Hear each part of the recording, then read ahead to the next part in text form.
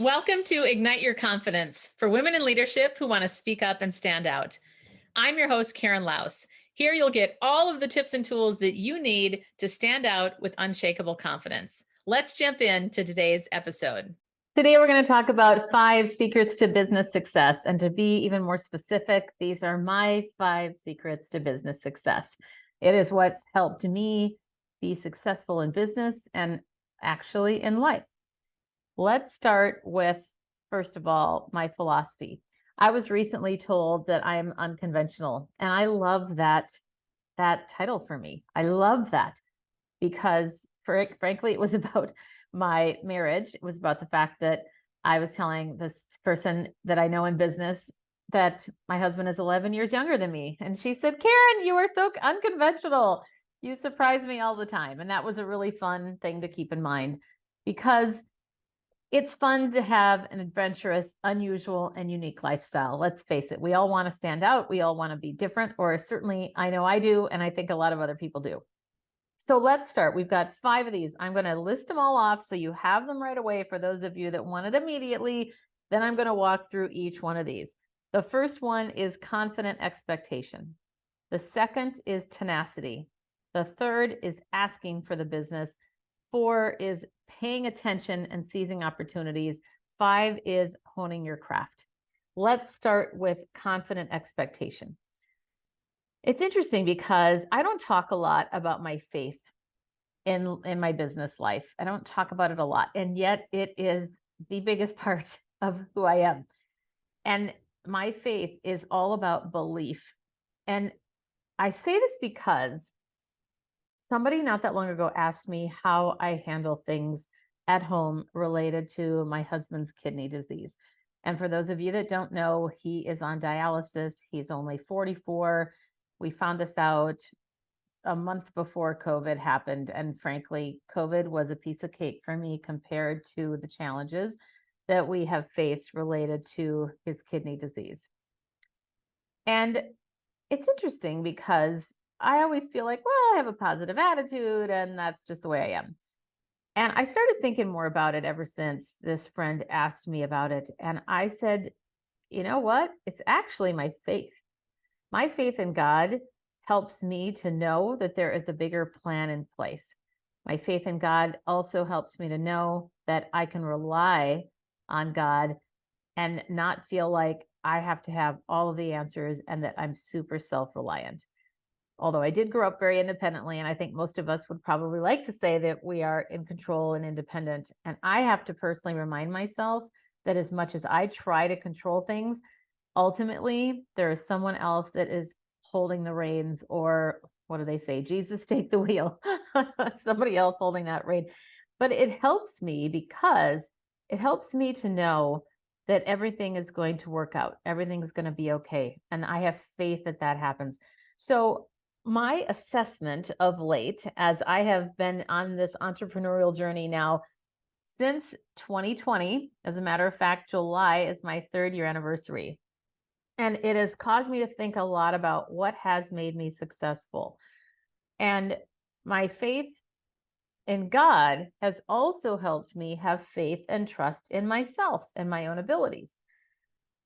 We're all a little bit unique and complex. And for me in particular, my complexity is that I have always been overconfident in my abilities, in my ability to deliver value, to produce, to accomplish.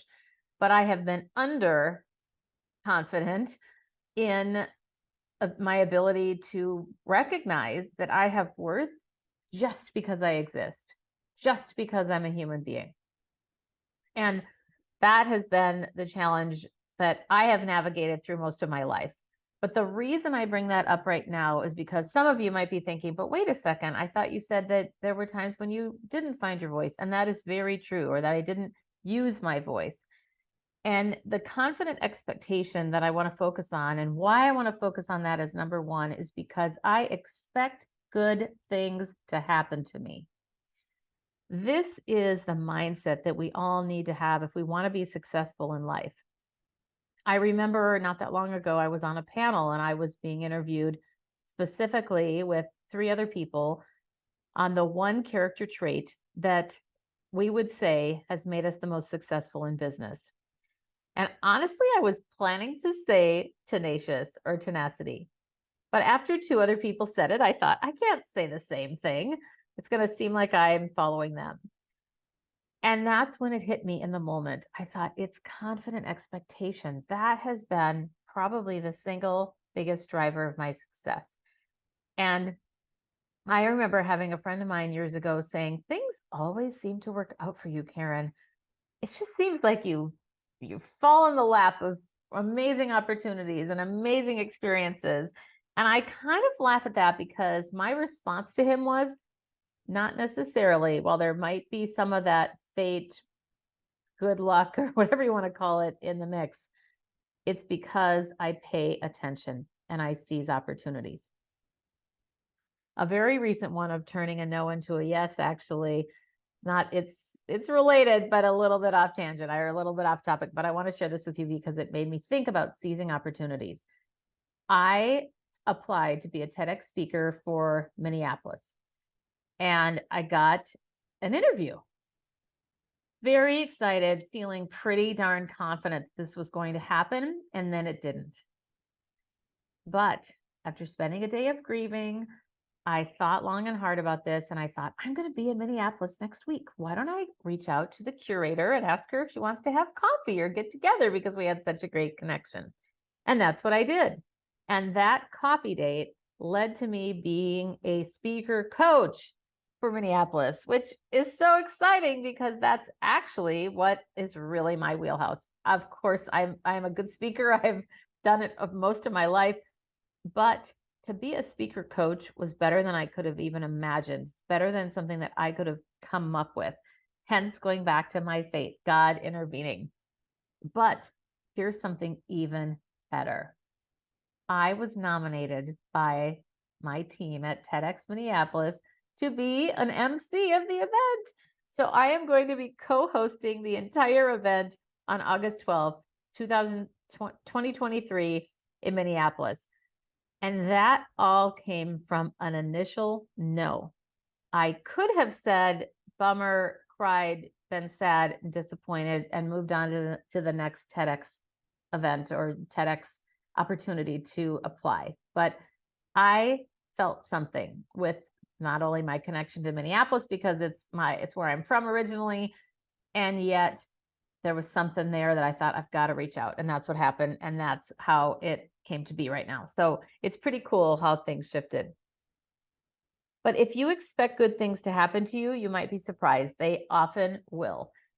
And it doesn't happen all the time, but there in my mind, it's setting things up for really cool things to happen.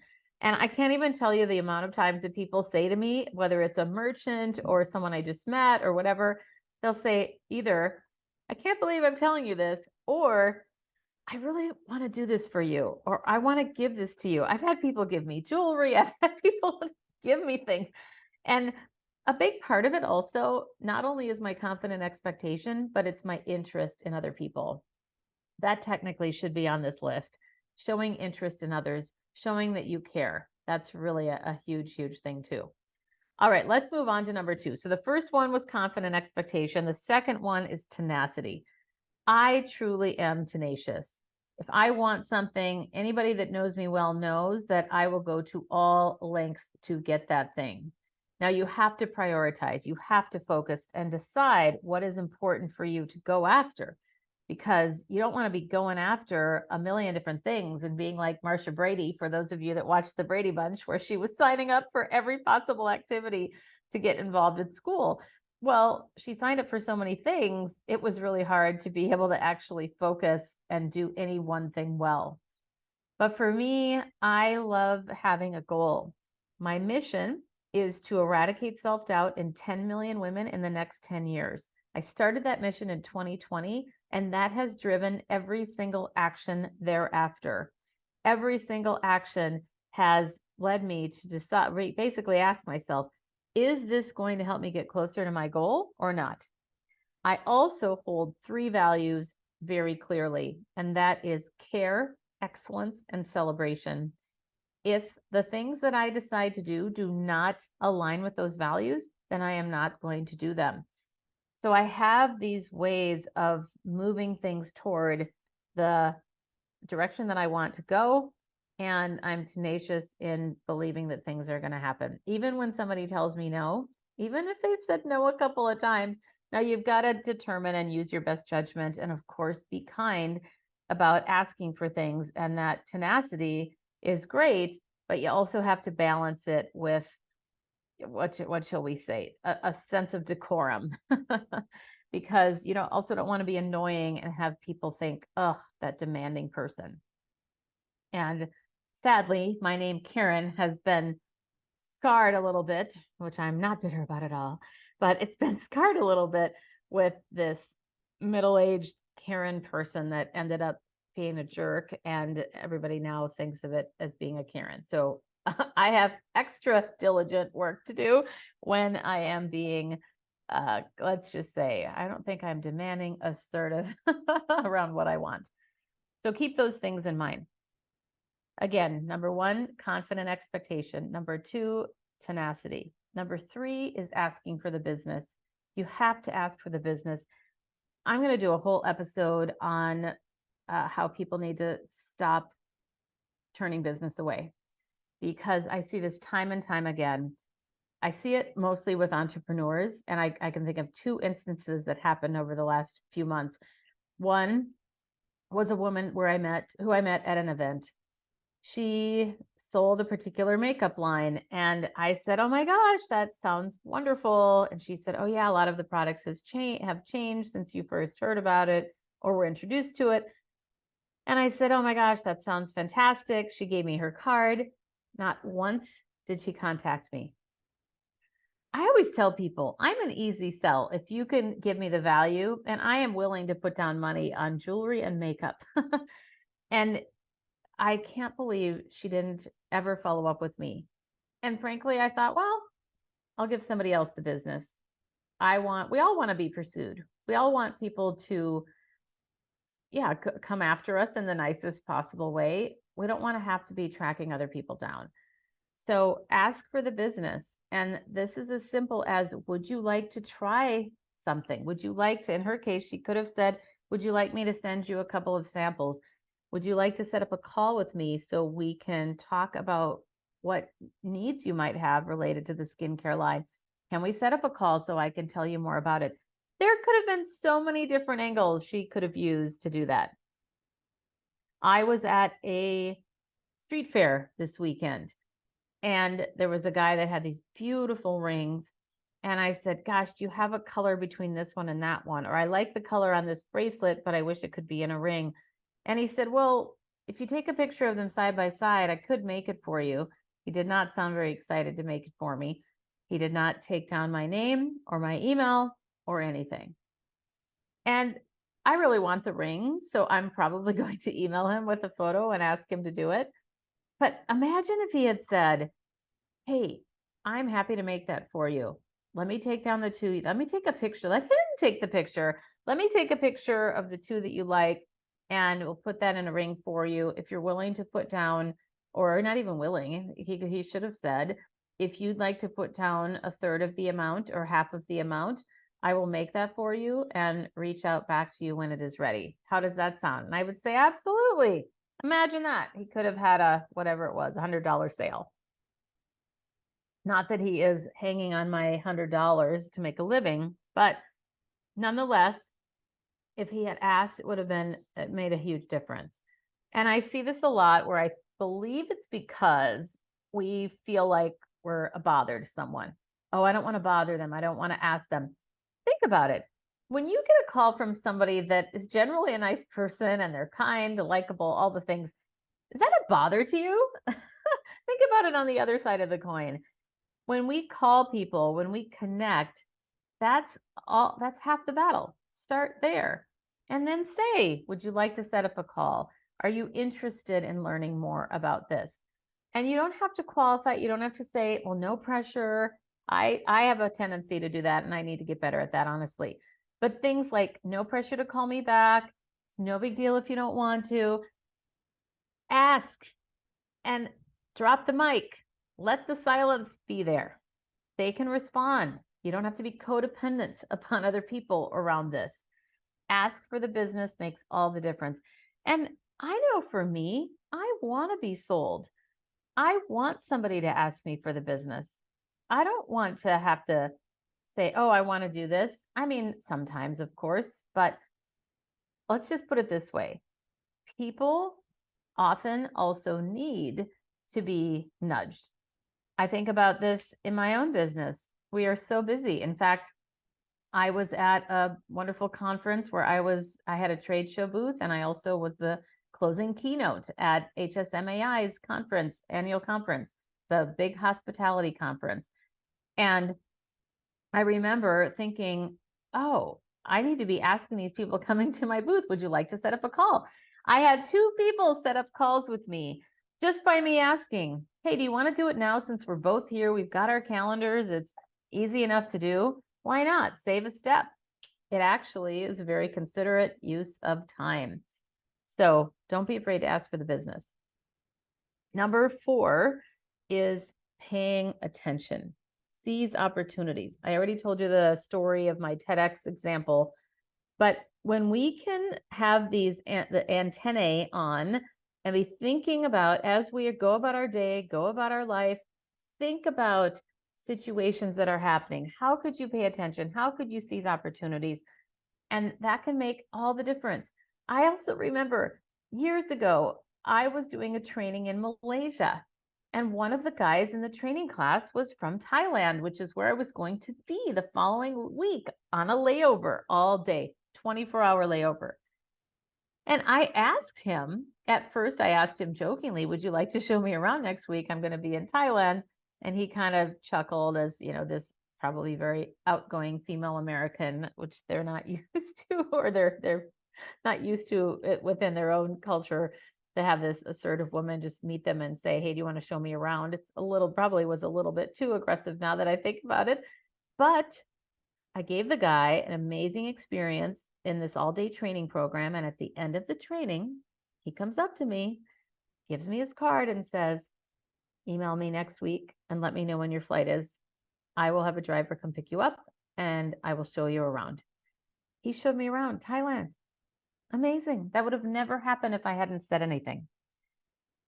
A big part of the story here with all of this, folks, is to ask, to speak up.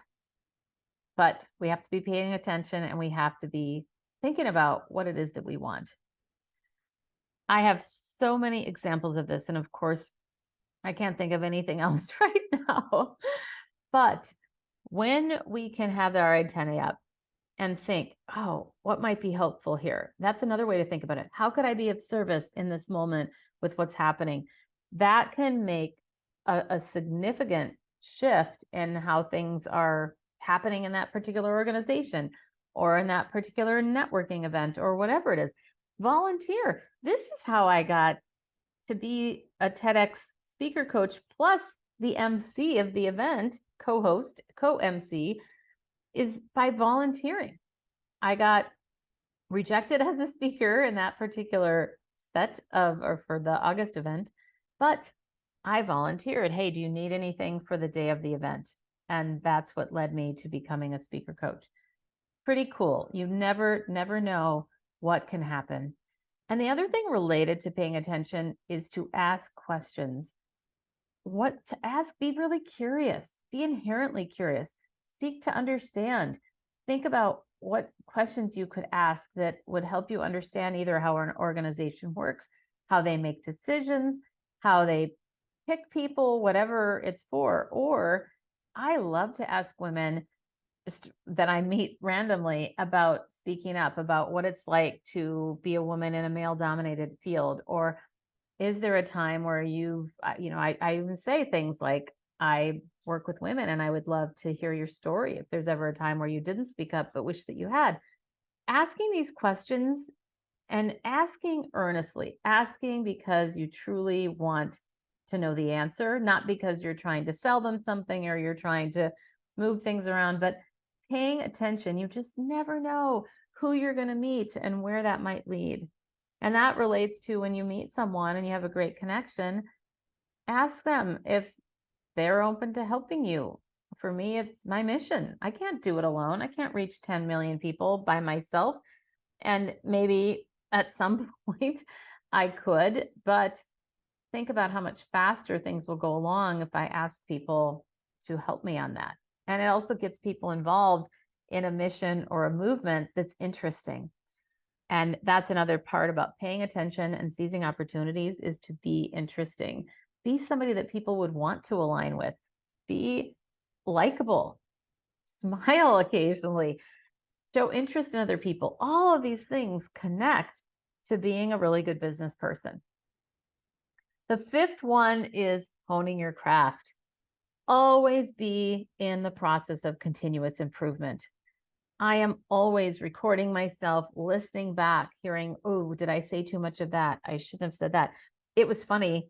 I've had a number of TV appearances this last year, and one in particular was so funny because when the newscaster would ask a question, I started going, ooh, as my first response, because truthfully, it was very authentic the first time I did it because I loved her question. I went, ooh.